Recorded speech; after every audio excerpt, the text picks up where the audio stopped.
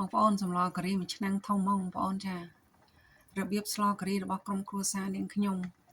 បើបងប្អូនចាប់អារម្មណ៍ពីរបៀបស្លរបស់ក្រុមគ្រួសារនាងខ្ញុំសូមអញ្ជើញតាមដានវីដេអូរបស់នាងខ្ញុំទាំងអស់គ្នាចាជម្រាបសួស្តីបងប្អូនទាំងអស់គ្នាថ្ងៃនេះនាងខ្ញុំមានមុខម្ហូបមួយមុខទៀតហើយគឺស្លការីចានេះបងប្អូនខ្ញុំធ្វើសម្លការីនាងខ្ញុំឥឡូវហ្នឹងនាងខ្ញុំកុំឲ្យវីដេអូវែងនាងខ្ញុំក៏រៀបចំអីឲ្យអស់បាននាងខ្ញុំបញ្ចេញវីដេអូចាឥឡូវទី1នាងខ្ញុំមានសាច់មាន់សាច់ទ្រូងមាន់ចាទ្រូងមាន់3គីឡូហើយភ្លៅមាន់ជាយកទៅសាច់ភ្លៅតាគៀកមាន់ណាបងប្អូនតាគៀកមាន់ជាយកសាច់នេះ2គីឡូទាំងអស់5គីឡូចាហើយនេះដំឡូងជ្វាប្រហែល2គីឡូការ៉ុត1គីឡូខ្ទឹមបារាំង3ដុំខ្ទឹមក្រហម3ដុំចានេះខ្ញុំមានកាពិចានេះទឹកដូងចាទឹកដូងហ្នឹងមកប្រអប់ហើយមានស្ករអំបិលម្សៅស៊ុបចាមានពោចកាក់មានឈើអែមពោចកាក់ឈើអែមចា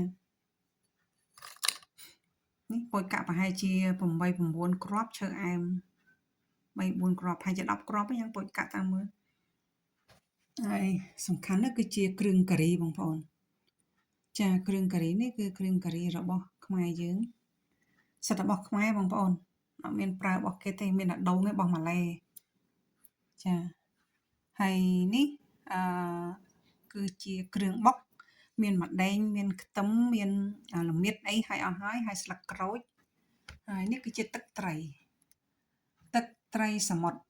ត្រីកំពតទឹកត្រីកំពតបងប្អូនចាឥឡូវនេះសូមអញ្ជើញបងប្អូនតាមដានទាំងអស់គ្នាចាដាក់ខ្លាញ់ចូលហើយនឹងខ្ទឹមបងប្អូនខ្ទឹមនេះខ្ទឹមបង្កក់បងប្អូនពោចកាក់ហើយនឹងឈើអែម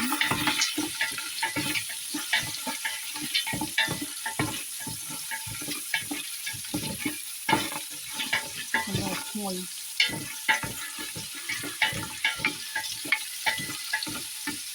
នេះគឺចេះបងប្អូនចេះកក់ចេះក្រហមបងប្អូនចេះក្រហមមកខ្ញុំច្រាំវាឲ្យនឹងដាក់មកកក់ចាគ្រឿងបុកចូលចា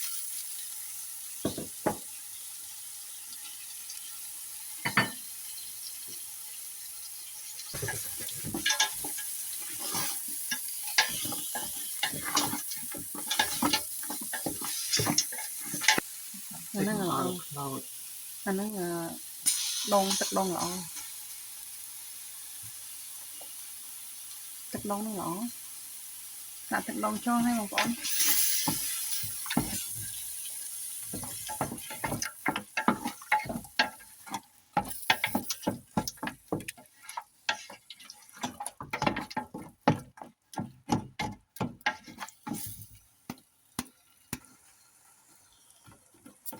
កាពិចូលហើយបងប្អូន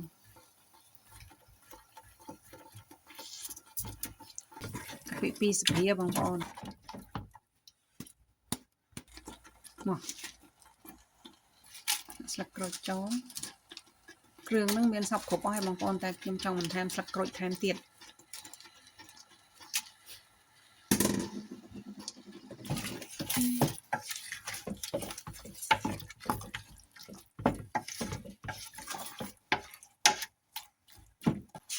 ដូងថែមទៀតណាដូងមកកំប៉ុងផ្សេងទៀតកំប៉ុងធំហើយកំប៉ុងទូចមួយទៀតបងប្អូន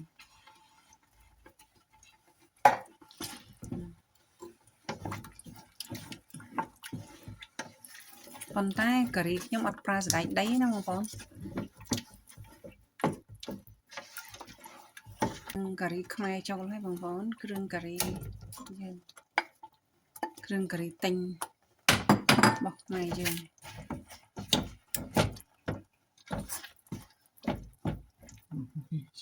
ស្ករបងប្អូននិងម្សៅស៊ុប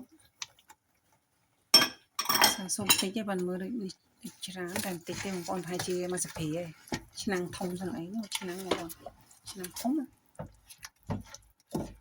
អត់ដាក់ច្រើនទេបងប្អូនចង់ថែមខ្លួនអ្នកណាហូបច្រើនយើងដាក់ច្រើនអញ្ចឹងណាអំបិលចា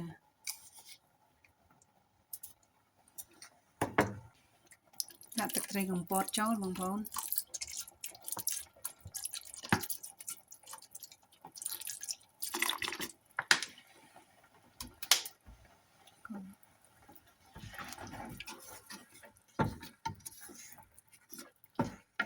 ដល់វគ្គដាក់សាច់ចូលហើយចាបិទចាំទីស្ដាប់អត់លឺដាក់សាច់ចូលបងប្អូនដាក់សាច់មាន់យើងចូល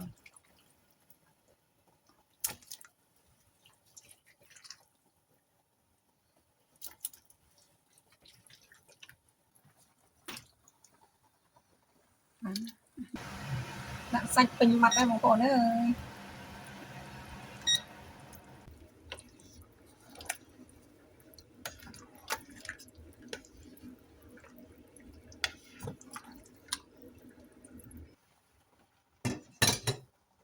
ឥឡូវដល់វគ្គដាក់ដំឡូងចូលចាដំឡូងជ្វា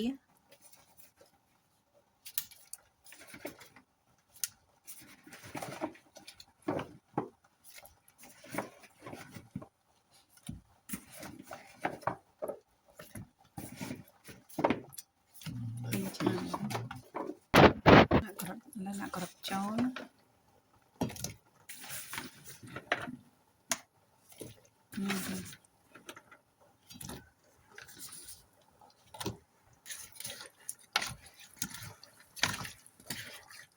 ឆ្នាំងបប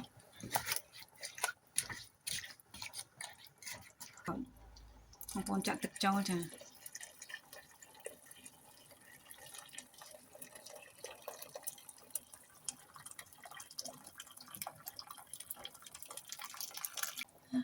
បងប្អូនចង់ឃើញការីខ្ញុំឆ្នាំប៉ុណ្ណាម្នាក់ឆ្នាំធំបងប្អូនមើលចាមួយឆ្នាំបបតែម្ដងបងប្អូនចំណែកទៀត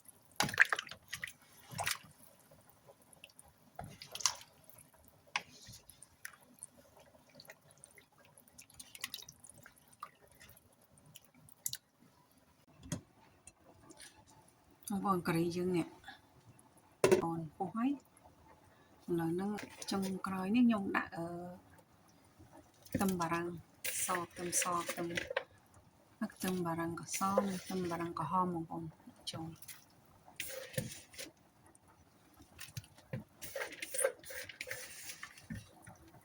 វីដេអូនាងខ្ញុំរបៀបធ្វើការីក្រុមគ្រួសាររបស់នាងខ្ញុំដល់ទីបញ្ចប់ហើយចាបាទបងប្អូនពេញចិត្តសូមជួយ like និង comment ម្នាក់មួយផងចាសូមអរគុណសូមជម្រាបលាជួបគ្នានៅវីដេអូក្រោយៗទៀត